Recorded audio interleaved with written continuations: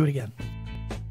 Of all the gin joints in all the towns in all the world. You're listening to Drinks, Jokes, and Storytelling. A martini, shaken, not stirred.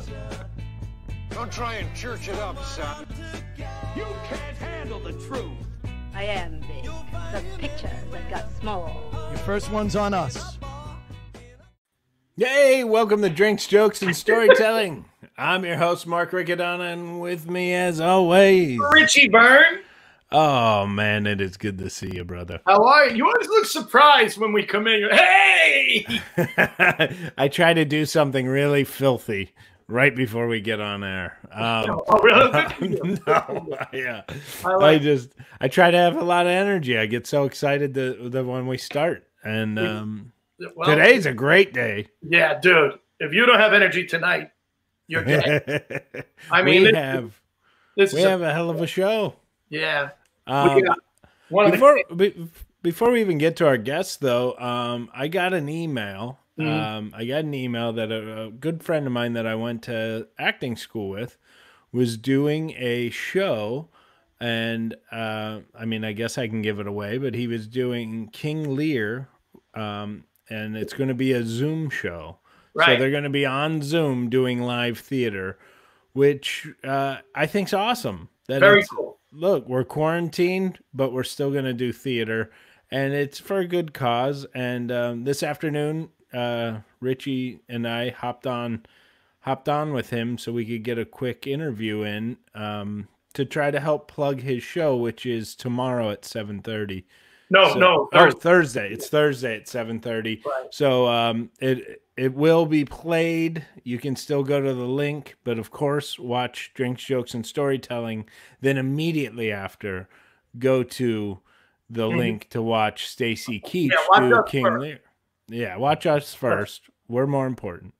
We have the tape. We'll roll this with our good friend Paden Fallis. So, Richie, a friend of mine just sent me an email, and I wanted to bring him on the show. He's doing live theater via Zoom. Wow. That's there you go. Everyone's trying something. I'm telling you right now, it's the weirdest thing, the world we're living in right now, that live theater is going to be on your computer. And that's how they're going to do it. So I wanted to bring him on. He's a friend of mine. I went to school with him. He actually did a reading. We did a play reading a couple weeks ago that we can we'll drop that in maybe a little later. But he's doing a reading with the great Stacy Keach. They're doing a reading of King Lear. So I'm going to bring him out. This is my good friend Paden Fallis, everybody. Yeah, hello. Bringing him out. How are you, Paden? Thank you for joining us. Not a problem. Happy to be here. King Lear, you guys figured let's not get too serious on the first one. Yeah, that's right. And, you know, the problem, Mark, with saying Stacy's name is then everybody's going to expect you to be interviewing Stacy. And then they get that's a good point. So you're doing me no favors. You're doing him no favors. None of this any favors. You're doing me a favor. I get to sound cool and say a celebrity's name. So yeah. Well, my name does carry some weight, so I take your point. Yeah, this is really cool. I'm just going to try to give it to you in a nutshell real quick. So a good buddy of mine who also happens to be one of our top American Shakespearean actors over the past 30 years, Gary Sloan, who lives in Yardley, Pennsylvania. It's right there on the Delaware, just right over the border from New Jersey. It's about 20 minutes from Joel's Club for the people listening. It's about 20 minutes from Joel's Club. We all know that club. And but anyway, he attends the St. Andrew's Episcopal Church in Yardley. And what they decided to do was put together a benefit reading performance kind of thing. It's a reading, but it's a reading with a lot of muscle behind it of King Lear. And Gary knows Stacy Keach from way back in theater. Stacy played Lear at the Goodman Theater in Chicago and then at the Shakespeare Theater in Washington, D.C. And he's I mean, look, the one thing that I'm getting sick and tired of a little bit is people feeling like we can replace the life we had with this sort of more virtual life. We can't. It's not going to happen. Theater is meant, you're meant to be in the room. You're meant to be seeing the sweat. You're meant to be feeling the breath. You're meant to be congregating. But short of that, because we know we can't, really watching Stacy and the whole team is just, it's really fun. I was only brought into the project recently to sort of just MC it, but a lot translates in this Zoom performance, and you're seeing a man who is and a whole cast who's giving you a really impressive read and just letting Shakespeare tell the story. You know, I have a couple questions about this. Sure, yeah, go for it. One, are you guys going to somewhat be in costume, or is this going to be like an actual reading where you're just black? A little bit. Yeah. I mean, we're not going there, but yeah, to a degree. Mm-hmm. The production, the production value of the show is, can you wear something or be in a room that looks like something? Sure, or wear a scarf in the right way, or a hat or something. That's very cool. Yeah, so there's absolutely a touch of that. But so the reading, if you go to, and this will be put up I think on your screen later, but if you go to St. Andrew's Yardley, St. Andrew's Episcopal in Yardley, Pennsylvania, if you go to their website, on the scroll at the top, the bar at the top, you will see a tab for King Lear. Tap it, and then you'll see sort of the landing page for that, and you'll see the YouTube channel where we're going to be reading this live, 7:30 this Thursday, the 23rd. So make sure you guys tune into that, and then Paden, we want to have you back on to talk about the experience of doing theater via. Let me add two more things to this. Absolutely. First of all, we're doing this as a benefit for the Pendel. Is it Pendel? Do you know the pronunciation? Yeah. Pendel Food Pantry in Pennsylvania. So this is a benefit, and we're hoping people donate to that local food pantry. Also, though, if you want to donate to a food pantry near you, there will be a tab that you can click on and find a local food pantry. Oh, that's great. That's really awesome. Wow. Yeah. If you don't care about the people in Pendel, you don't have to. No, but you should care about somebody. And secondly, here's one thing that I think is super cool about this. This is not just a lineup of professional actors, even though we have Stacy headlining it. We have Gary, the actor. There's a couple of the names I'm blanking on, but you're going to see, honest to God, professional actors that have been doing Shakespeare for all their adult life. And then you're going to see in other roles, parishioners from the church. So it's this interesting mix of professional, novice, and it works. And to me, it works because Shakespeare transcends all, right? The language, the vividness, the poetry, it really wins the day. And so, yeah, there's some people that are green and there's people that are experienced, but I just think the whole mix is really a lot of fun. This is the Orson Welles version of it. So it's a 90-minute version. It's not going to be a three hour. You said Orson Welles, I thought 5 hours. No. This was I think in his early years before he was doing champagne commercials and showing up drunk on set. We have to show that clip. Yeah, because I mentioned it. But so this is a 90-minute version. So you'll get Lear, but you're going to get it a little truncated. How many is in the cast? 15. Is it really hard to have the Zoom set up? Does that take a lot of work to? Well, I mean, it's I don't know that it's hard, but it takes a little adjusting. It's for sure. Yeah. It's a definitely different world than being live on stage. And it's funny because Mark and I have nothing to do except this show. We have an hour a day where we're busy, and that's the time that you're actually performing Lear. Of course. But we have 23 hours to kill, and you pick this time. But I'm sure we can watch it later. You can just go to the link, right? And I believe it's going to be running for like 3 days after. Okay. I'm not, but I think there's like a period, like 3 or 4 days after. If you can't watch it live, go watch it later. Yeah, absolutely. I mean, the two things I'll say is, first of all, as Mark knows, coming up, hustling downtown independent theater in New York, if you were trying to get an audience, forget other actors because they're hustling their own thing. I mean, you'll be hard pressed to get other actors to your show. But also, always get as many people there for the opening. Mark, I don't know if I remember when we would be doing shows, they'd have like a 3-weekend run. And, you know, if it started March 1st, somebody would say, ooh, when does it close? And I was like, I don't want you to know when it closes. I don't need 8,000 people at closing night and 6 people at every prior performance. I need people all. So anyhow, but yes, there will be a time where it's up on that page. I believe, like I said, 3 to 4 days after. Awesome. Okay. Well, we really want to have you back to talk about it. We want to talk about that. We also would like to plug your movie. Paden's not only a great actor, he's also a great writer, a great director, and a producer. The man wears every hat you can find. That's true. I wear a few. Yeah, I'd be happy to come back. But I just, one last time, 7:30, go to the St. Andrew's Episcopal website. You'll see the tab for King Lear. Click on it. It'll show you their YouTube page. And yeah, this is Stacy Keach, who I'm going to just come out and say is doing the best Lear there is on the planet right now. Awesome. Thanks for coming on, Paden. Thank you so much. Later, guys.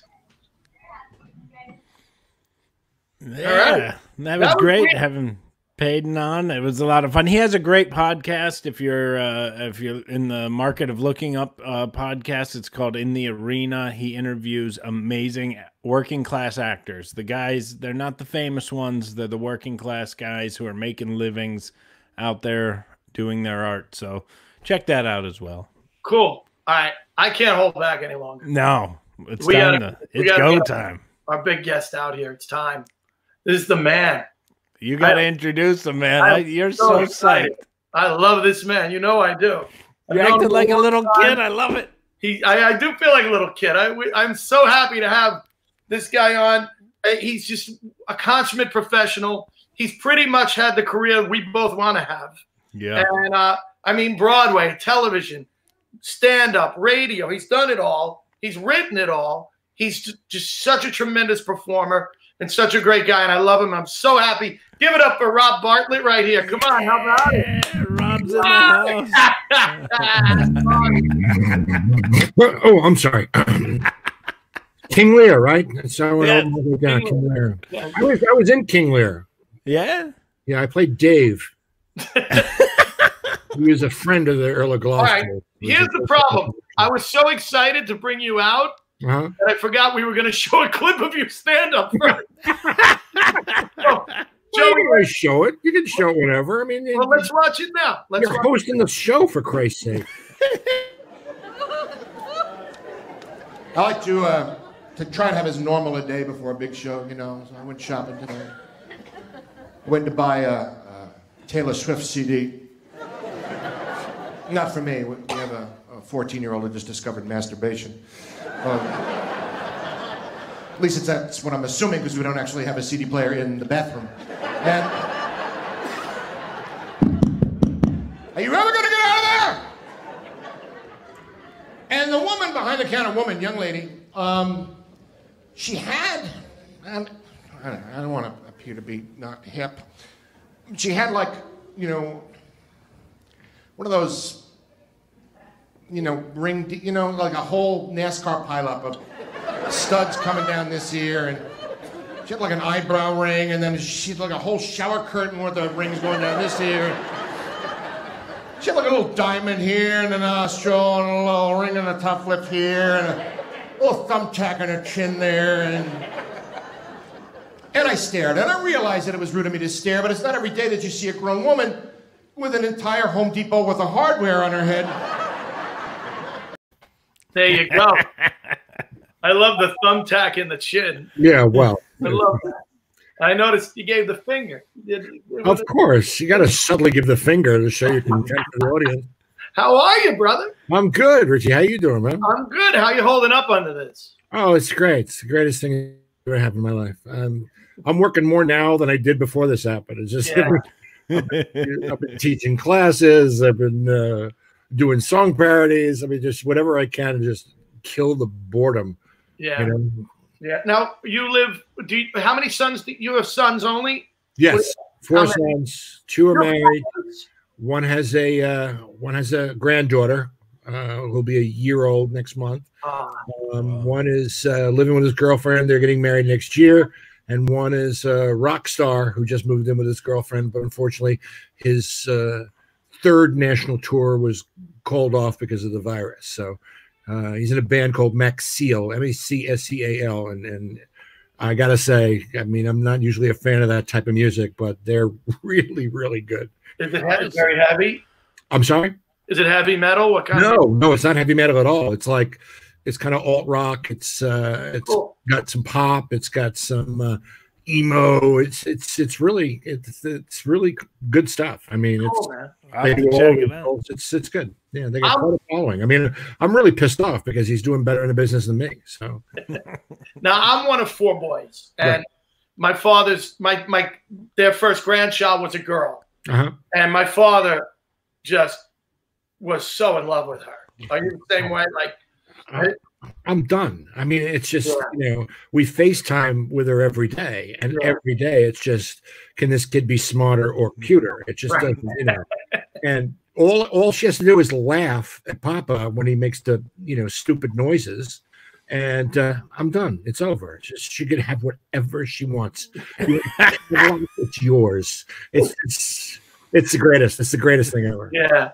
It's all guys in my family. My grandmother was begging my wife when she was pregnant, please have a girl. I know. Please have a girl. Well, this is the first girl in my family, and Yeah. I mean, there's been, I think, 2 girls besides Sophie. It's been 3 girls in 100 years.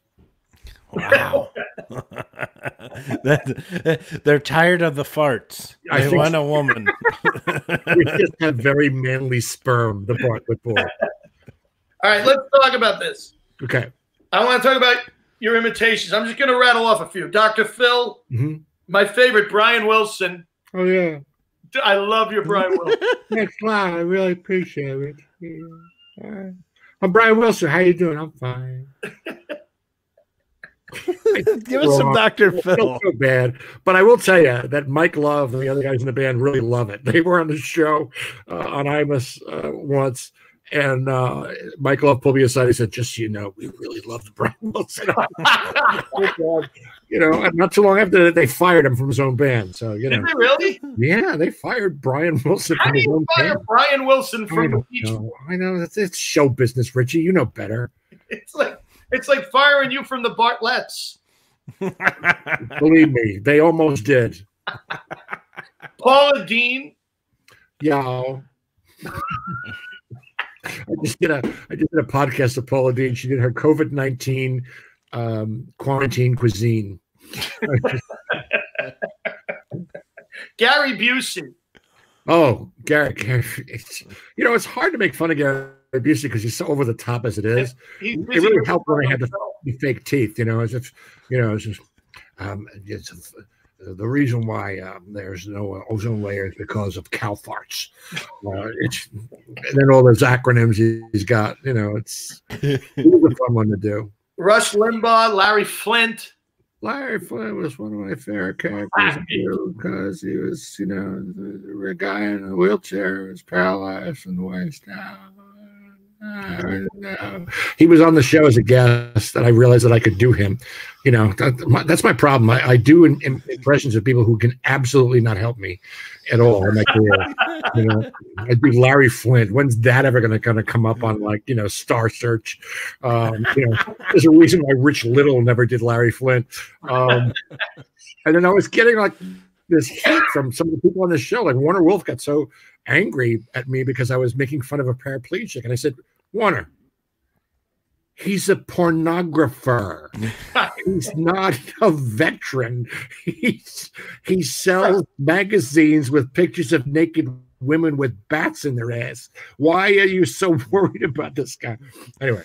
And we have a clip of you as Mick Jagger. That Joey, can we see that? Oh no, really? Oh Yeah. That's the one you pick? Oh, I love it. Oh my God. Please welcome to the Imus Morning program, Mick Jagger. Hi, Mick. Hi.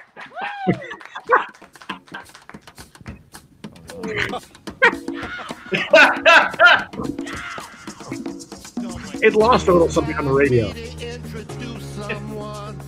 Yeah, I bet.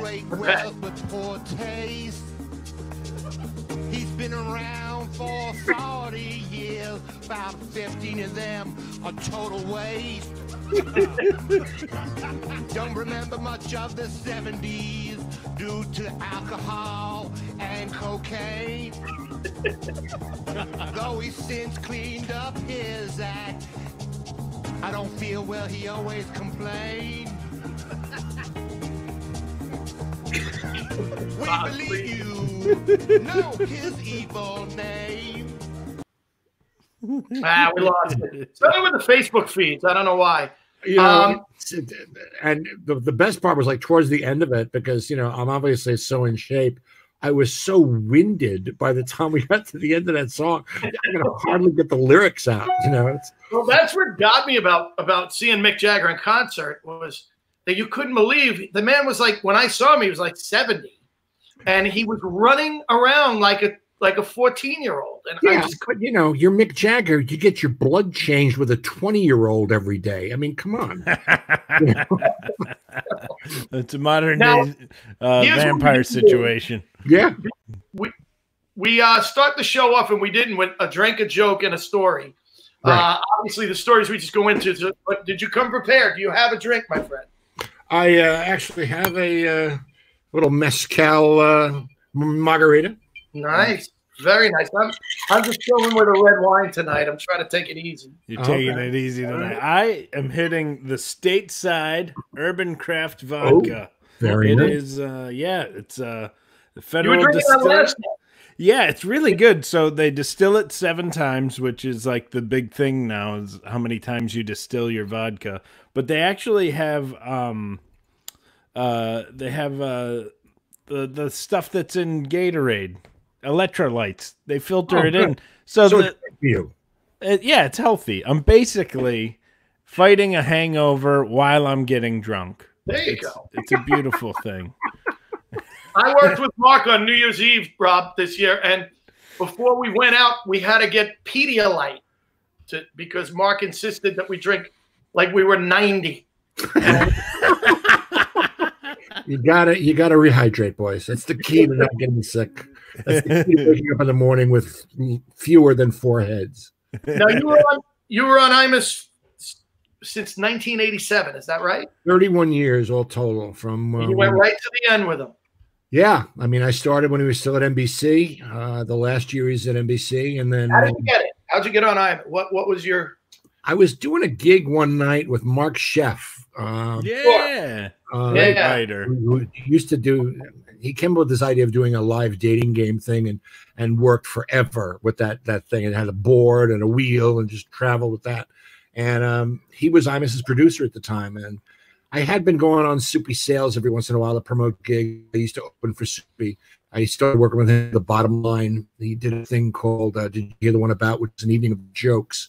I was the youngest guy. It was me and like people like Larry Storch and all these Catskill guys, and they would each do bits from their acts, and then they'd have an intermission. During the intermission, they would give out these cards, and people would write down subjects for jokes, and then Soupy would stand up and say, "Who's got a doctor joke?" And everybody would tell a doctor joke. So I did that for a while with him, and so I used to go on his show to promote stuff, and I was doing a benefit for, I think it was Make a Wish or something like that, and at Jimmy's Comedy Alley in Bayside. Jimmy's. Everybody played there, I guess. It was my home club for many, many years. Great room it was, and I couldn't get on Soupy for whatever. I don't know if he was out or whatever. And Mark, we were doing some one-nighters, some ground round in Jersey. He said, "Why don't you come on Friday? We do comedians on Fridays at Imus." I was like, "Oh, all right." I'd listened to Imus when I was in high school. It was on my AM clock radio. I used to wake up to it, so I went on and I did my Tom Carvel bit, and he went nuts and said, come back anytime you want. And I just made sure that I stuck my nose in whatever I could. I was living in Bayside at the time. My wife and I had an apartment at Bayside, and I used to go in and just show up, and he'd put me on, and I developed a couple of characters, and I started getting paid on a per bit basis. I would get a little extra when they ran it on Saturdays at the Best of Imus, and then when they moved to FAN, they offered me a contract, and I was there through the whole thing, through the firing, through the rehiring, MSNBC, Fox, RFD, the whole thing. It was. Did you think he would come back after the firing? Were you worried that was it? Or no, there was no doubt in my mind he was going to come back, because he was one of those kinds of people who just you can't keep down, and he realized what he did was wrong, and he apologized, and not only apologized, I mean, he went to Rutgers and sat down with the team and the coach and all their families and spent like 5 hours talking to them, and he felt great remorse. I mean, he really did feel remorseful about what he had said, because it was stupid, and it was just it was a real lesson in how it's very easy to say the quickest thing that comes to your mind, and it's always subject to interpretation, and it certainly wasn't the intention, but it wound up being what it was. And then but I knew he was going to come back, and that show evolved so much over the years. I mean, it started, he was playing records when I first started working with him, and then he became this great interviewer. I mean, nobody was a better interviewer than him. And everybody wanted to be on with him. Yeah. I mean, in the salad days at WFAN, I mean, he put Bill Clinton on the map. Clinton was having a real hard time, and he came on Imus and was really charming. And all of a sudden, he's like, his poll numbers go up. It was he was one of the 100 most influential people one year. Every book he wrote was a bestseller. I mean, he was a media giant, and he didn't give a damn about anything. He didn't care what anybody thought about anything, and it was a very powerful position to take. And he would, even if he needed the money, even in the old days when he wasn't making any money, he would not do anything he didn't want to do. And it was a thing that ultimately was his greatest success. But, you guys recorded in Astoria for a while, right? Yeah, when we were at FAN. FAN used to be right across in the basement at this Kaufman Astoria Sound Studios, right across the hall from Sesame Street. So I'd always bump into the guy who did Big Bird and Snuffleupagus in the commissary. I lived right across the street. My bedroom window overlooked where you guys would enter, and I used to see go in, and the Imus van was always parked right outside of my apartment. Oh yeah, and I was too poor to do anything. But I thought it was really cool, because we would try to find out who was going to be on and try to see if we could see them going into the studio. We had some great guests over the years. I mean, I met some great people. We have a picture. Joey, bang up the picture of Bill Clinton. Oh yeah. This was fun. Look at you. And look who's in the background. I know. It looks like Donald's mad that you're telling the jokes to Bill. Well, he was mad because he wasn't the most important person in the room at that particular moment. You were. It looks like you were. This was the greatest thing, because I used to do Clinton on the show.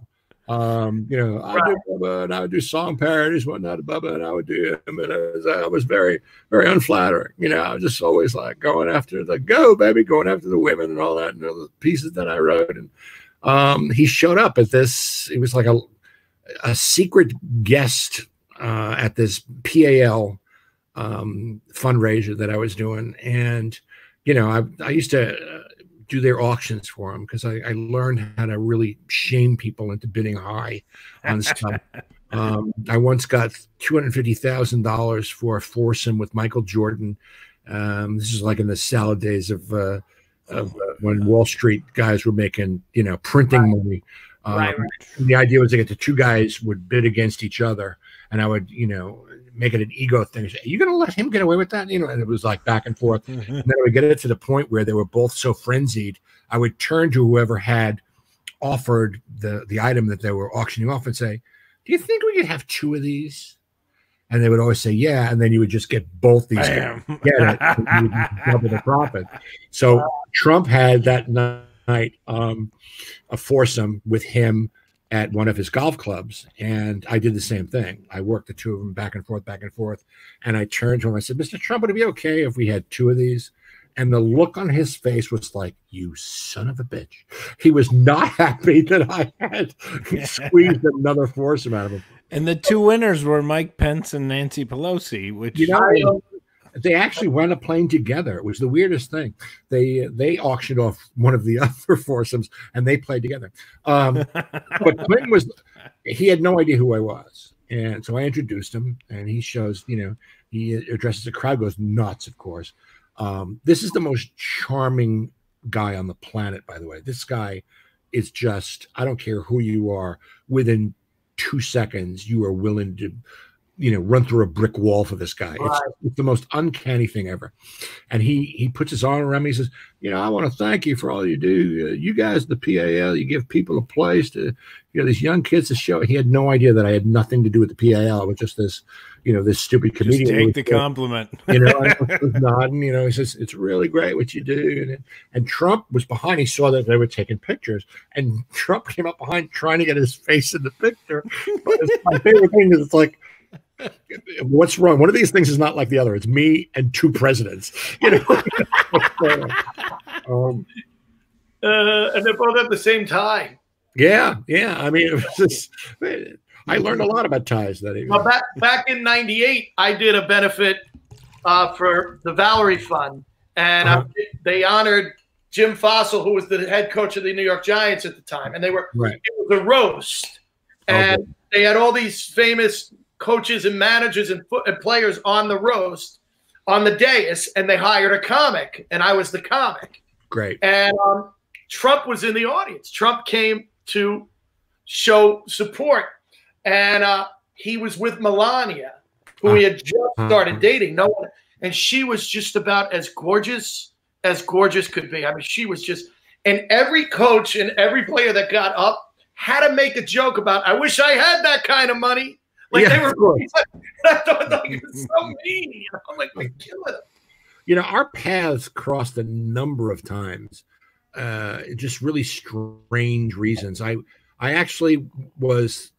They actually asked me to play Marla Maples' birthday celebration at Catch a Rising Star one night, and he was there, and we met there, and then I meet him at this thing, and then we did a remote from Trump's casino in Atlantic City with Imus, and I met him there. It's just our paths crossed a number of times, and so I'm just waiting for our paths to on that show that night. Mike Breen was one of the roasters, and he killed. And I was sitting next to him, and he's such a nice guy. He used to use my opening line at a roast. I said to him, do you know Rob Bartlett? He goes, he wrote this. He used to come to me when he had to do a roast and ask me for lines, and I gave him one of the greatest opening lines you could do at any time you're called to speak at anything. Anytime you have to approach a podium, is you just say, hi, I'm Rob. I'm an alcoholic. Oh, I'm sorry, wrong meeting. And it always just diffuses the audience. It's like them off. It's not. It's a great. But so you loved your time at Imus. It was. There were many, and I'm going to say there's a spectrum of emotion that's attached to being with Imus. I mean, it was. I mean, everything that I've wound up achieving in my career definitely is connected to my exposure and my time of being with Imus. I mean, I would never have gotten the chance to do Broadway if it weren't for Imus. I never would have gotten the chance to do, episodic television if it weren't for Imus. I wouldn't have gotten a film if it wasn't for Imus. I mean, it's just, you do stand up in theaters. You don't do that unless you people know who you are. And it was through Imus, and the promotion and the association with the brand was, I also learned a lot. I mean, here's a guy who was a media monster for 50 years, and you don't work with somebody like that and not get stuff by osmosis. You learn by watching. And a lot of what I know about the business, a lot of it came from watching him. And we had a very complex relationship. It was very complicated. It was, he was a father figure in many ways, and but he was a very, very difficult man to deal with sometimes. He could be very, very fair, brutally honest. He wouldn't blow smoke up your ass. He'd be kissing, he'd be just, lauding you and and giving you kudos and saying you were the greatest thing since sliced bread. And then the very next day he'd be on the air talking about what an enormous piece of junk you were, and you had no value whatsoever, and you were worse than pond scum, and both things were true, in his eyes. So, he used to say that I was the phoniest person on the planet. It doesn't make you a bad person, but you're the phoniest son of a bitch I've ever met in my life. But I, no matter what, I loved him. I mean, he was a mentor, he was a friend, he was a boss, he was, and I thought he was going to outlive us all. I was so shocked when I got the news that he had passed. It was, I don't think I've really worked it out yet in my head that he's gone. It's weird. There's a sense of denial almost. It's weird. Really Interesting. You're not the funniest person ever. That's terrible. I know. Richie is definitely the most phony. No. So, Rob, you started out. This is very interesting about you, and I really want to talk about this. Your real dream, because it was the same thing for me, and not many comics say this.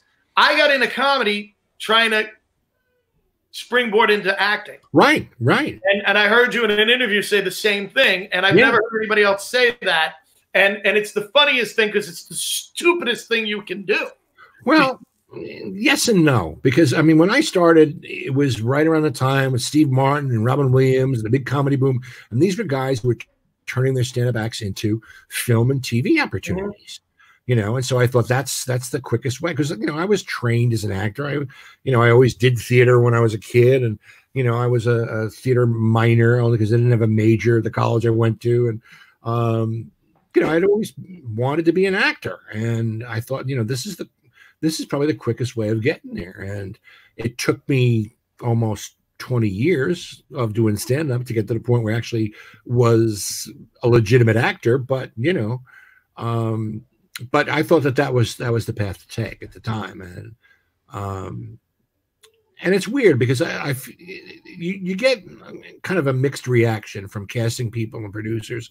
They're very hesitant sometimes to hire a stand-up for an acting gig because they think because what you do is so solitary that you don't know how to work with other people, whether you've had training in acting or not, and so you have to fight against that prejudice. Meanwhile, anybody who has ever segued into acting out of Saturday Night Live has been a stand-up.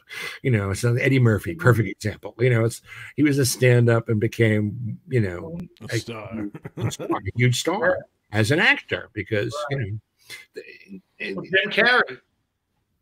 Yeah, I mean, think about it. It's so many people at SNL who were stand-ups who wound up, becoming.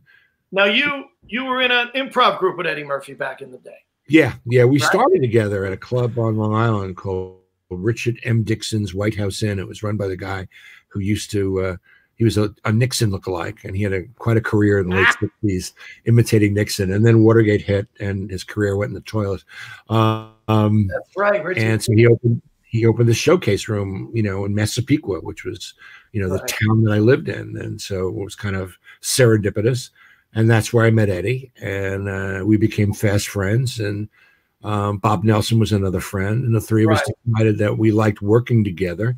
Let's figure out a way that we can always get booked in the same shows together. And we figured out, well, if we each do little versions of our acts, and then we can do improv and sketches and stuff together, which was what we used to do all the time when we got together, was just do characters and shtick and whatever. And that's how we became the Identical Triplets, and that's what we did for. Yeah, because back before I even did comedy, I was in a play. I was touring in a play, and a guy in the play was in a play in Long Island at Eastside Comedy Club, and he said to me, he said, "Listen, come see my play." He was doing "I Love My Wife," and at Eastside Comedy, and he said, Joan St. Ange is the booker of the open mics. Come see the play. She's in the play. I'll introduce you to her, and then I'll get you. You can get. And the first time you ever get on, it was the first time I got on stage was the East Side.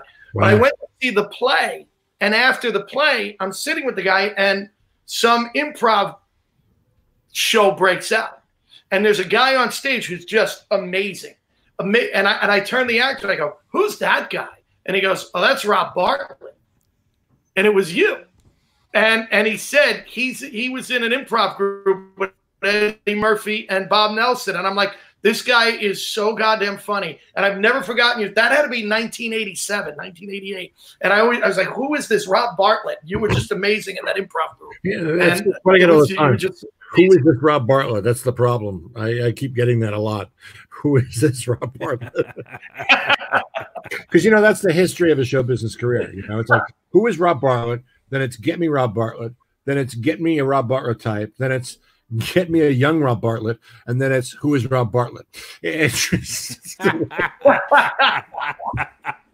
I mean, come on. You've done Letterman. You've done Conan. Here's one interesting. What? I lost you guys. I'm sorry. I lost the feed. Okay, we're here. All right. Well, if Richie is out until he comes back in, let's talk about Richie, about how untalented he is. You're really the star of this podcast, and you're just pulling him along like dead weight. And my back's hurting from carrying the show. I was going to say you're definitely carrying the show, and he's nobody who's just riding on your coattails. And it's obvious that even the internet knows what a loser he is because they've just dropped him completely. Mark Riccadonna is really the host of this drinks, jokes, and storytelling. I definitely do most of the drinks. Well, but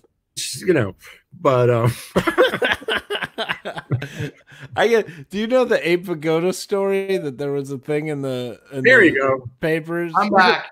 We're just talking about how great you were. We love you, Richie. You're our favorite person. I had such a great question for you too. And you all. So I'll say it now. What? It keeps breaking up. I'm sorry, guys. Ask the question now. You were a host on Monday Night Raw. I was wondering how long it was going to take before that wound up showing. With Bobby the Brain. Are you friends with his brother, who's also a comedian? Dave? I was one of the very first hosts from the first Monday Night Raw. It was me, Vince McMahon, and Macho Man Randy Savage. Wow. And that photo is from a night when Vince was getting an award from some organization because of the charity work that the WWF at the time, not WWE, did. And I got to say that nobody does more charity work than that organization. They're constantly sending their guys to, children's hospitals and whatnot. It really is incredible.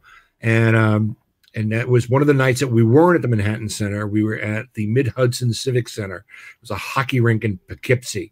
And one Monday a month, we weren't at the Manhattan Center. We were there. And it was in the middle of a snowstorm. Vince wasn't there. Randy wasn't there. He couldn't get there because there was a snowstorm. And so they got Bobby and they got Gorilla. And I had the week before knew that Vince was not going to be there. So I said to the makeup lady, I said, do you think you can make me look like Vince? And she said, yeah. So I rented a tux and I had to put big shoulder pads in it because, Vince was working out. And, I need to start working out. And I had she made my lips really, really big, and I did this erstwhile impression of Vince because it was all talk like this. He never really said anything, but he what he said on Monday Night Raw. And I did the whole show like that, and it was one of my favorite times. It was a crazy time. It really was, but I met some incredible people. I mean, Macho Man, Bobby. Everybody I met there were just really, really terrific, great people. And I just was wrong for the whole thing. I mean, Vince, I got to give Vince a lot of credit. I mean, he's the P.T. Barnum of our time. He thought it would be a good idea if he was going to do something live and off the cuff, and he'd capitalize on the whole morning radio concept. And he thought that, topical stuff from a morning radio personality would be the way to go. And I had done a benefit for the Connecticut Special Olympics, and he was in the audience. It was like a dinner and something like that. He was wearing a 3-piece peach-colored velour suit. And I did, sweet Jesus, I did 40 minutes just on the suit. And it was one of the highlights of my career, I have to say. It was one of those things where it's just the comedy gods had delivered this to me. And I I did, I just totally destroyed him, and it went really, really well. Got a call from him the following week and said, how'd you like to do a live show, Monday Night Raw? And so I did the first 13 weeks, and it seemed like a good idea at the time, but it was really difficult to kind of make fun of something that was already over the top, but also really serious, and so it was a bad fit. But I mean, I give him credit for trying it. But did you ever meet Hulk Hogan? Oh yeah. Did you ever play Hulk Hogan? I played Hulk Hogan. Jesus God. That's a Hulk Hogan. That's Guy Fieri. Well, that was before I got the real Hulk Hogan bandana. That was the first Hulk Hogan's. Yeah, it did look a lot more like Guy Fieri at that point. That's going to Flavor Town. All right. We're moving into an area now I want to talk to you about that means a lot to me, and you've done things that just impressed the hell out of me. Your theater background. And I didn't realize that you won the Drama Desk Award. Yeah, I got a Drama Desk Award for '99. That's amazing, bro. It was an off-Broadway play called Tabletop, which was a really cool play. It started off Broadway actually first. It was in real time. It was 95 minutes. It was about a commercial shoot, but it was a product shot. So it wasn't the actors, doing the stuff. It's a very specific part of commercial filming and directing where, you show the pizza, you show the burger, you show, the drink being poured and all that kind of stuff. It's a very specific area. And it was trying to get this one shot. It was a time limit thing. It was very, very cool. And then the part was just one of the best parts I've ever played. You're just the son of a bitch, the worst human being, just treated his whole staff like crap. And you played Richie. Yeah, basically. And and it was great. It was great. And yeah, I got a Drama Desk Award for that. And then we moved off Broadway to the American Place Theater, and we were supposed to move to Broadway, but the new producer, who was going to take us to Broadway, wound up losing her entire fortune in a pyramid scheme, and so we wound up not going to Broadway, unfortunately. But it was a great little thing, and it was great for me because a year prior to that, I had done my own Broadway show, which was one of those. I was going there next. I was in Vegas. It was the last act on the stage of the Sands Hotel before they blew it up. The Sands where the Rat Pack had played. Right. And one of the producers, a well-known producer in Manhattan, who owned a couple of theaters. He owned the Orpheum Theater, plus a couple of other off-Broadway theaters. And he had produced the revival of Damn Yankees with Jerry Lewis. So he was a pretty well-known producer. He had won, I don't know, a buttload of money at roulette or something at the Sands, and was feeling, very happy, and wandered into the show and thought, wow, why don't we let's just put him in one of my theaters, let him do. And that was a time when, stand-ups were starting doing theatrical things and whatnot. And so I started talking to my manager, and we thought, why don't, instead of just doing your stand-up act, why don't you try and write something? Because I'm a writer. Why don't you write like some connected? Why don't you try to write a story around the little bits and pieces of your act? Because my act is basically character pieces. Mm-hmm. So I wrote this thing that was semi-autobiographical about my dreading my 40th birthday and my strained relationship with an absent father. And what year was this? So it was around. It was poignant. It was 1998. It was the summer of '98 that we did it out of town in Stamford, Connecticut, at the Rich Forum. It was called "Have a Nice Life," and then we got an opportunity to go into the Eugene O'Neill Theater, and unfortunately, they took the opportunity, and so we opened on Broadway at the Eugene O'Neill Theater in October of 1998. Dana Reeve played my wife. Dana Reeve played my agent. Christopher Reeve's wife. Yep. And Joyce Van Patten played my agent. And it was called Look, we don't fool around, Rob. We got pictures. You did your research, and we opened at the Eugene O'Neill Theater. We did 16 previews and 4 performances, and the pull quote from the Times was "Avert your eyes."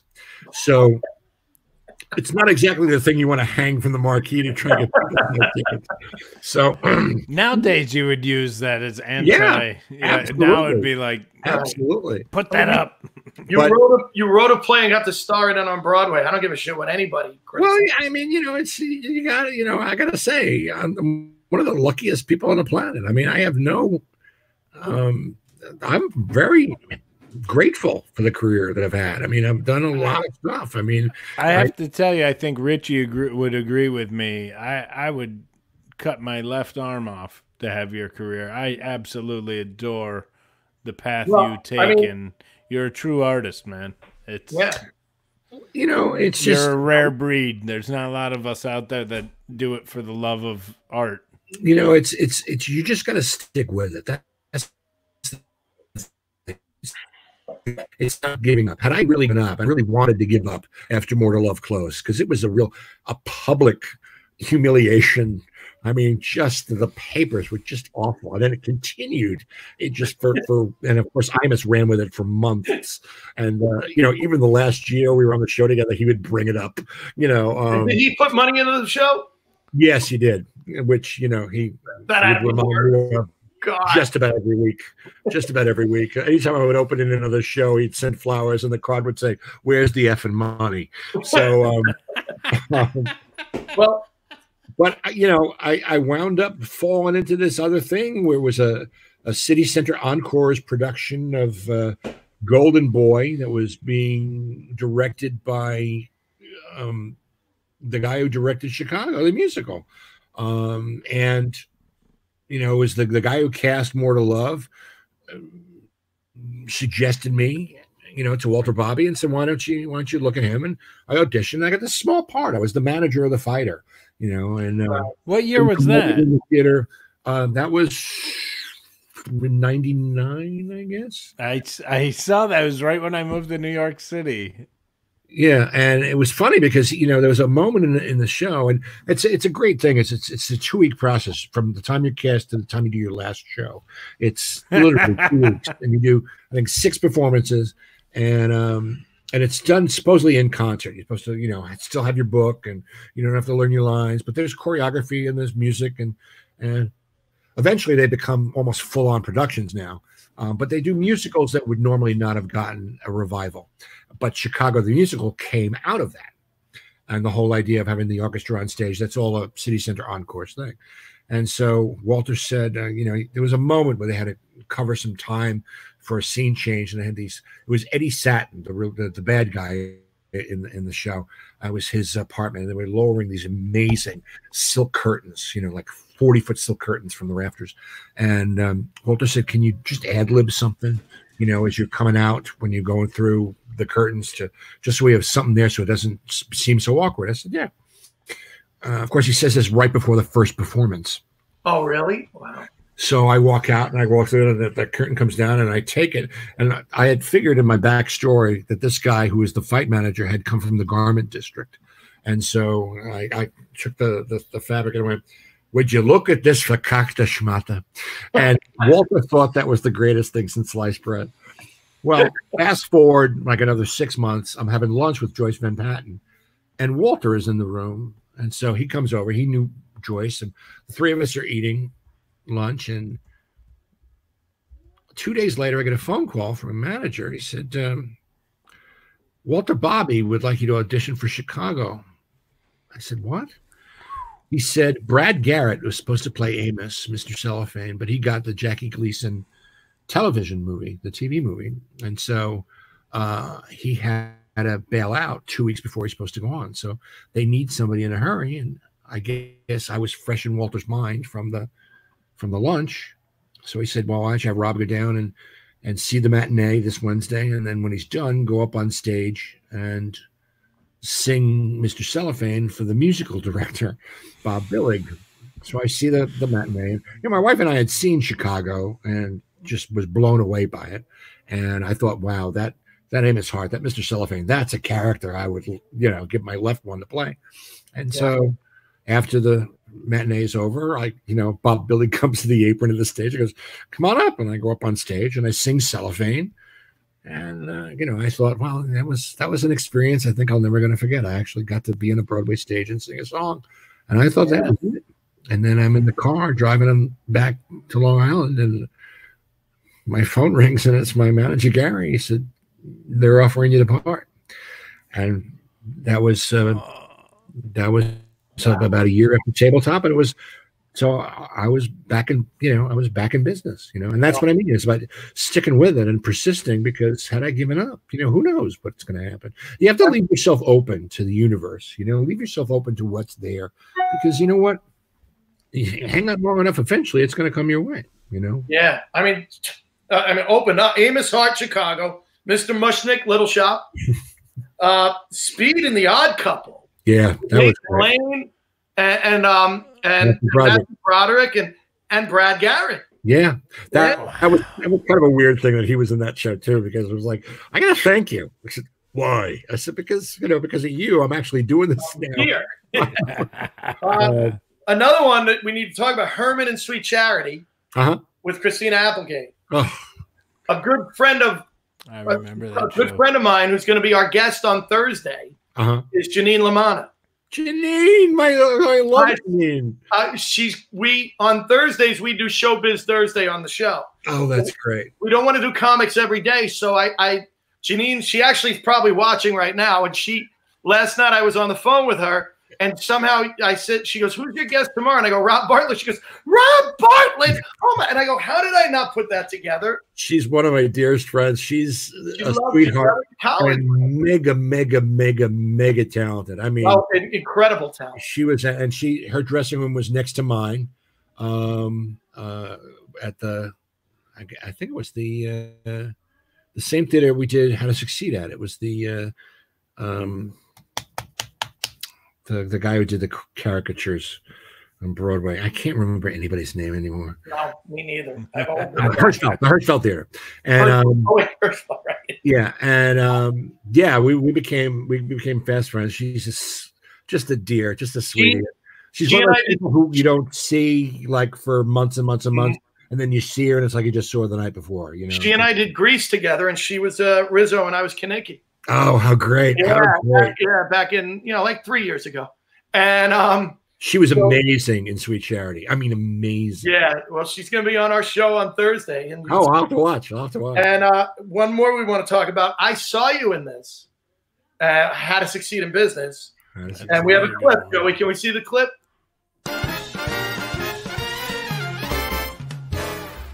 Do you have any hobbies? I've a hobby. I play gin with Mr. Brad. And do you play it nicely?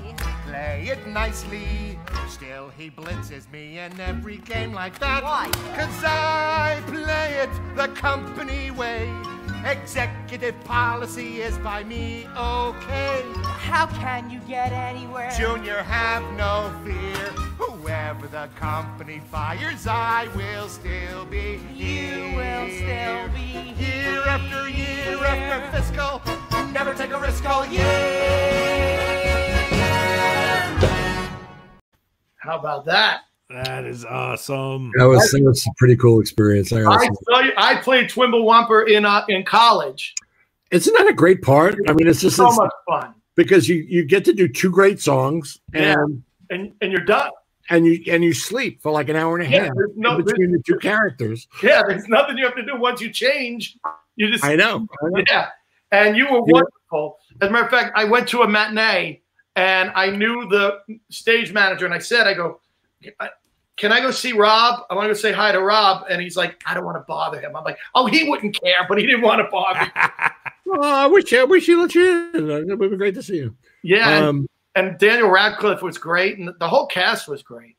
It was a great experience. I have to say, both he and Nick Jonas, who wound up taking the part after Daniel left, both of them were the consummate professionals. Dan showed up the first day of rehearsal, completely off book, knew all his songs and all his choreography. Really? I mean, it's just, Nobody does that. nobody does it. Yeah. Although Nathan Lane showed up the first rehearsal of Odd Couple completely off book. We love book. I thought you were going to say Nathan Lane showed up. Didn't even know what play it was. He just No, that was Matthew. But when you work on Broadway that much, it's not even that scary, I guess. It was a great experience. I mean, and that and Little Shop were great because I wasn't a replacement. I was in it from the very beginning. Right. There's something really exciting about that. There you go. There you are, Little Shop. You start rehearsals, and then you have what they call the sits probe, which is the first time you actually sit with the orchestra and you do all the numbers in the show in a studio with the orchestra, and it's one of the greatest things ever. And there's a great bond that you make with the people who you do these shows with, and they wind up being some of my lifelong friends. I mean, Janine and I did, I don't know, it's got to be at least 15 years ago. We did Sweet Charity, and we're still friends from that. It's one of the best things about doing theater is the friendships. That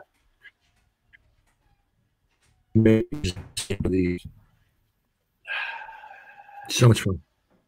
I'm gone. Uh-oh. Can you guys hear me? I can hear you. Okay. Quarantined. All right. I can hear you. Quarantired. That's what it said. Oh, I like that.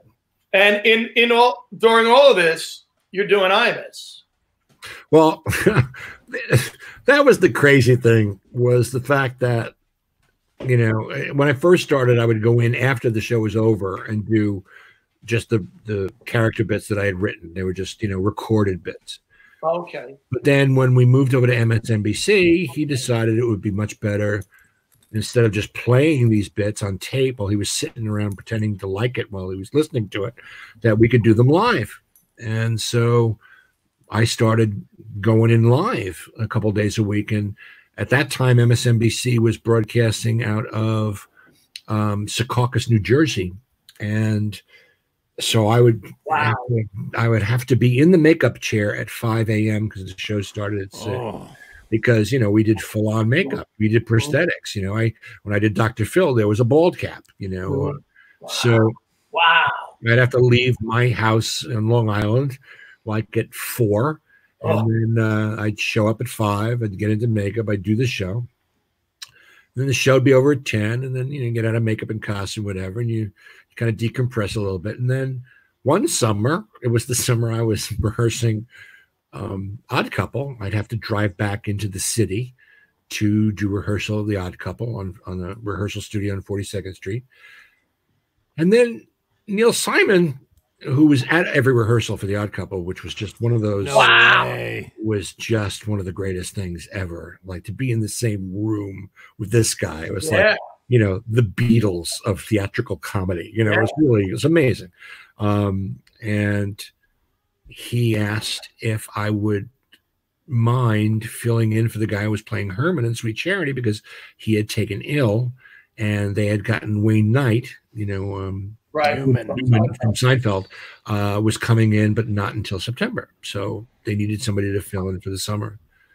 I've seen both of those versions. And so I said, Neil Simon asks you to do something, you do it.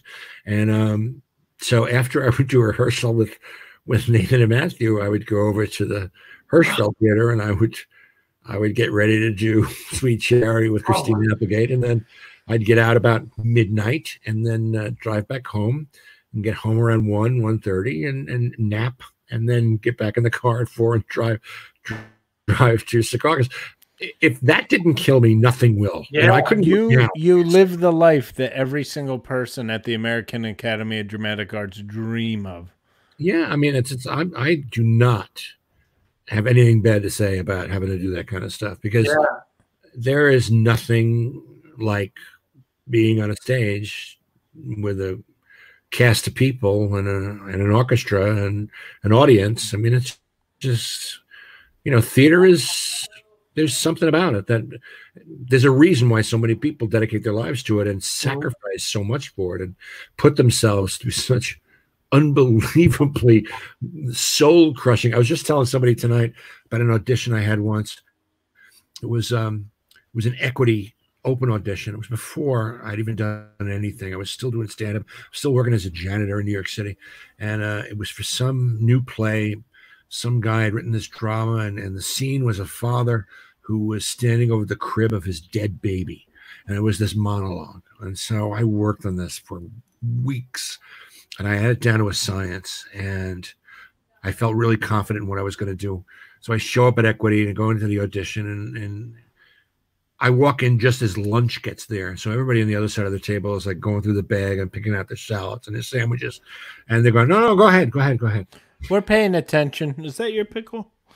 Yeah, well, this is I do the scene, and I had gotten myself into such an emotional state where I was trembling and sobbing.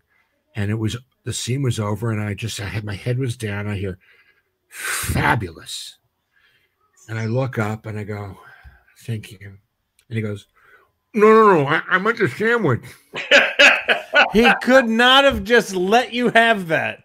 He had to be a dick. Oh, his business will just rip your soul out.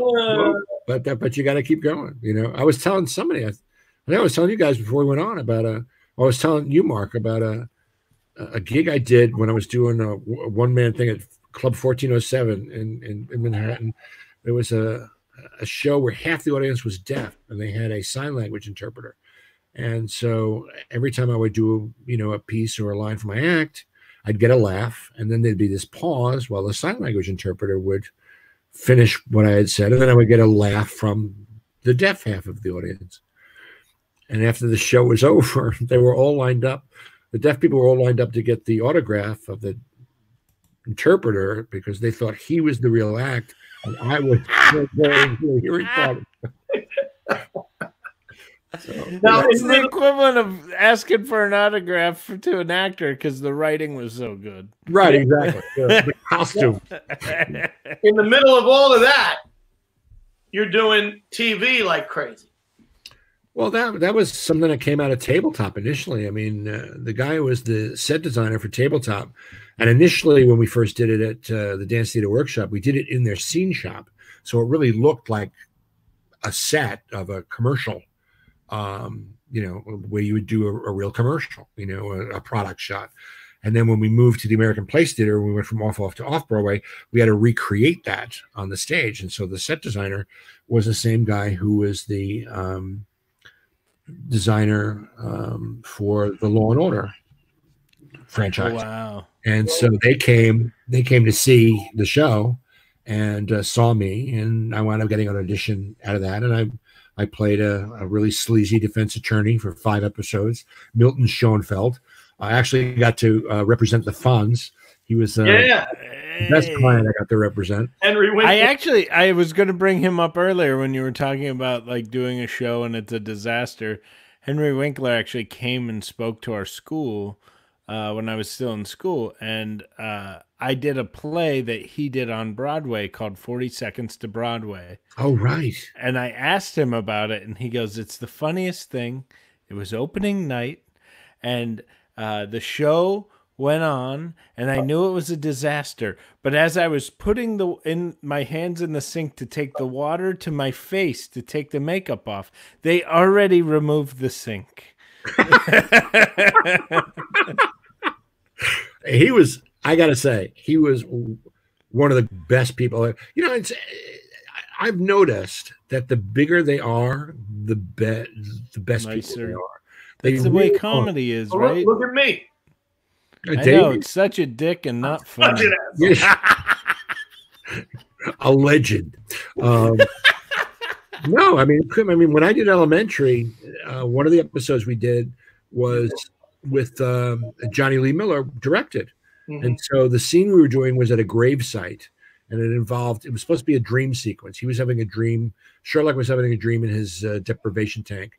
And it was supposedly the death of the captain who I was replacing as the interim captain, and who hadn't died, but this was the dream that he was having.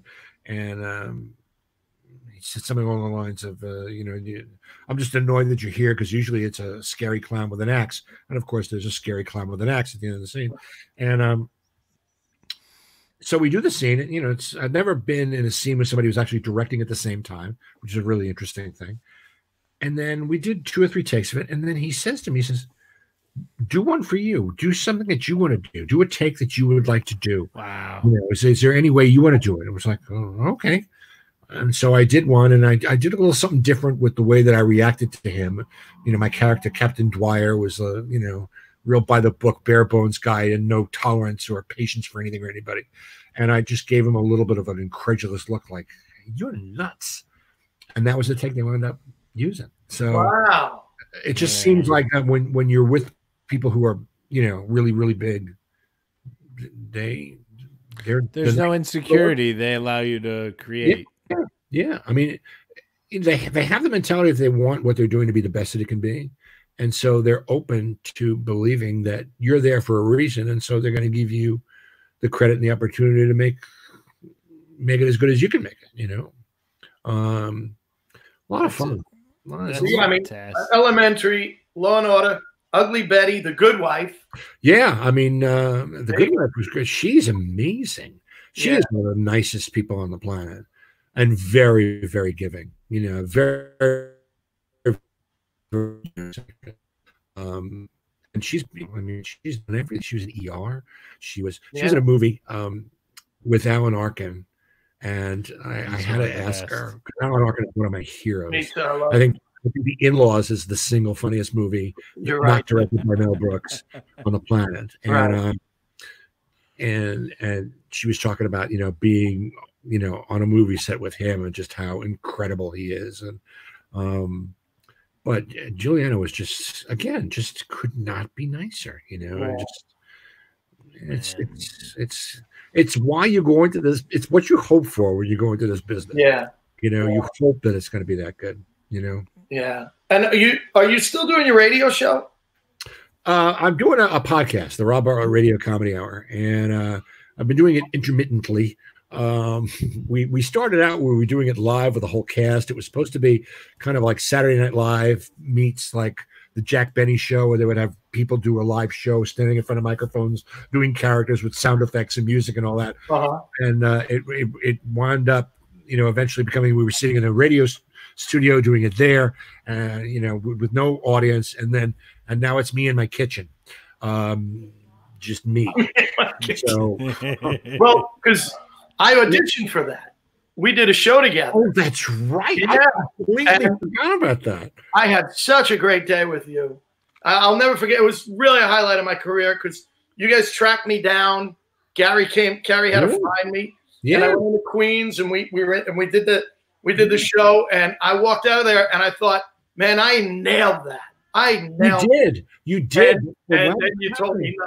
No, but what wound up happening was they saw your rider. It was the original concept was early morning, late night. It was going to be a morning radio show, right? Like a late night show. So it was like a combination of the two. And so it was going to be 3 people, me, an actress by the name of Megan Samard, and a third person, and you were the third person. And you were the one we were going to hire. But then we wound up, when we pitched the idea, the people who were going to be hosting it weren't crazy about it. They didn't like that idea at all. They thought it was lame and it had been done before. So we had to kind of like regroup, and that's when we came up with the idea of doing the live show and like the old time radio. Okay, whatever. No, you were my favorite for sure. No, let me tell you, back when and you paid me the ultimate compliment. I was doing the Richie Burns show at Caroline's. Oh, that was so much fun. At Gotham, and the second show I did, I got you. I always had comedy. My second show had you and Jim Gaffigan were my comedy guests. Oh, that's right. I remember that. Unbelievable. And the show was, I had a band. If you remember, I had a band. We did a cast who could sing and dance, and it was like old school. And you went up and you rocked the room. People were yelling out, people were yelling out bits to him. Yeah, I'm like, and it's like going to see a concert. Yeah, Freebird. And you were great, and we did the show. And after the show, you came up to me and you said, and this is the ultimate compliment. You said, "It's a great show, man." I go, "Thanks." You go, really, really. I mean, what a great idea. And I go, thanks. And you go, I should have thought of it first. I should have. And then Guys, years later, after Hurricane Sandy, I did a benefit at Gotham. That was And a great show too. through Dr. Oz's charity. Yeah. And we had, what a show that was. Jim was on that. Yeah. Joey Cola, Yeah. R.T. Smith. Yeah. I just had, and Ben Vereen showed up and sang 2 songs. Yeah. And I happened to bring my band. I wasn't going to have a band, but I did. And thank God I did, because Ben wanted to sing. And you were doing Imus the next morning, and everybody had a reason that they couldn't stay till the end. Cola, of course, Cola had to do like Rachel Ray 3 days later, so he had to get home and get to bed. Fucking always has to go to bed, whatever. And I remember I knew you had to get up the next day, and I said, Rob, nobody wants to follow you. And you said, all right, I'll go last. And you stayed, and I knew you had an early morning, and you blew the room away after 7 or 8 or 10 comics, whatever it was. And I remember you did the Wheel of Fortune bit, which is my favorite bit.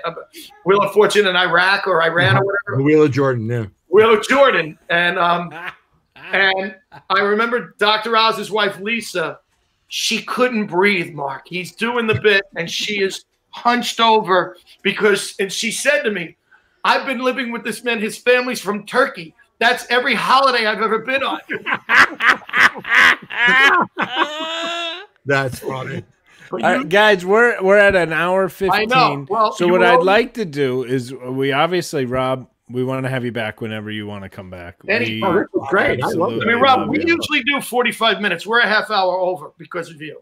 Because we just wanted you to keep going. Richie and I are headliners pining to be features.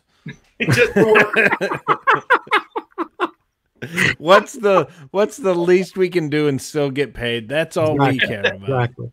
But we definitely want to have you back on. Definitely. I'd love to. Before we close out, though, let's do 3 quick questions. Richie, think of one real quick. My first question is, you get to work with a dream director and dream co-star. Who are those 2 people? J.J. Abrams, and it's a Marvel movie. And I get to work with, Captain America and Iron Man, and I'm a new Marvel hero, Captain Fat Boy or something, just something, or like an action comedy, like a buddy cop comedy, and have Taika Waititi be the director, because I just love his stuff. I love Jojo Rabbit, and I love Thor Ragnarok, and so yeah, that would be my choice. My question would be, what play haven't you done that you want to do? I'd like to do at some point, because now I'm the age and the size to do Death of a Salesman. I think that would be a fun show to do. Yeah. I think I'd like to be Tevye at some point, because a lot of my body of work, I'm playing a Jewish guy, even though I'm a Roman Catholic. From I got to say, with the hat and the beard, I thought you were auditioning tonight. Well, this is my Irish look. This is the hat I got in Ireland. Hey, real fast, I want to give we should give a little shout out. I saw Death of a Salesman with Brian Dennehy. Oh, and, did you really? He just passed. It was my first Broadway show. Yeah, first Broadway show I ever went to. Wow. And somebody's cell phone went off as he was doing the opening walk into the house. And this is when cell phones were rare. This was 98, 99. He stopped everything, had them turn the lights up, and said, whoever's phone that is, you ruined everyone's experience. Let's start over. Walked off stage, and they started again. That's amazing. That's when I fell in love with theater to the fullest extent. Yeah. Wow. So, Rob, just a great night. There was so much more I wanted to get to, but let's do it again. We'll do it again, baby. We'd love to have you back. So the third question is, what's your favorite street joke? Oh, yeah, what's your street joke? We're going out on your favorite street joke. Define street joke. A joke anyone can tell. Like a guy walks into a bar, a priest, a rabbi. Okay. All right, so it can be dirty. So a guy goes into a bar, and and says, no, I'm saying a Martian flies into a bar, a little tiny Martian in a little flying saucer, and lands on the bar, and jumps out and he goes to the bartender, "Give me a beer."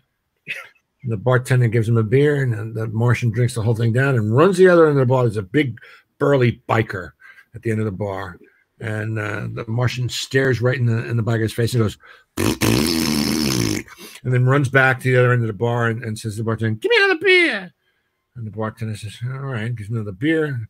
Martian drinks it down and runs again on the other end of the bar with the bikers. And runs back and has another beer. He says, "Give me another beer." And the bartender says, "Look," he said, this guy's a serious, I mean, you're not supposed, this guy's going to kill you. This guy is the toughest guy. This guy like eats people for a this. Don't mess with this guy. He says, "Give me a beer." Gives him another beer. The Martian drinks it down, runs to the other end of the bar, and the biker grabs him and looks at him. He says, "You do that again, and I'm going to rip your dick off." And the Martian says, "I don't care." He says, "You don't care? Well, then how are you going to take a piss?" And she goes,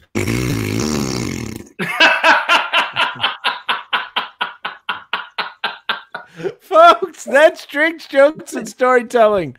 Last call. Thanks for listening to Drinks, Jokes, and Storytelling.